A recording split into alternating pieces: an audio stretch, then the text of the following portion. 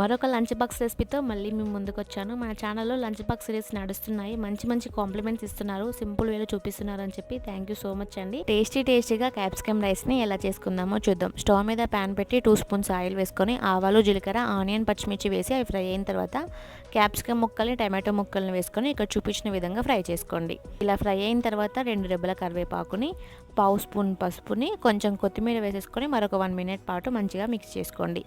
ఇలా మిక్స్ చేసుకున్న తర్వాత ఉడికించుకున్న అన్నాన్ని వేసుకొని రుచికి తగినంత ఉప్పుని, ఒక స్పూన్ కారాన్ని, మరి కొంచెం కొత్తిమీర వేసుకొని హై ఫ్లేమ్లో 3-4 నిమిషాల పాటు మిక్స్ చేసామంటే మనకి ఎంతో రుచికరంగా క్యాప్సికమ్ రైస్ అయితే రెడీ అయిపోయింది. పొద్దున్నే హడావిడి లేకుండా పిల్లలకైనా పెద్దవాళ్ళకైనా ఇలా క్యాప్సికమ్ రైస్ చేసి పెట్టండి, చాలా ఇష్టపడతారు. టేస్ట్ అయితే నిజంగా చాలా బాగుందండి. తప్పకుండా ట్రై చేయండి. ఇంకా మన ఛానల్లో మంచి మంచి న్యూ లంచ్ బాక్స్ రెసిపీస్ వస్తాయి. మన ఛానల్ ఎవరైనా ఫాలో అవ్వకపోతే వెంటనే వెళ్ళి ఫాలో అవ్వండి. Thank you for watching. Bye friends.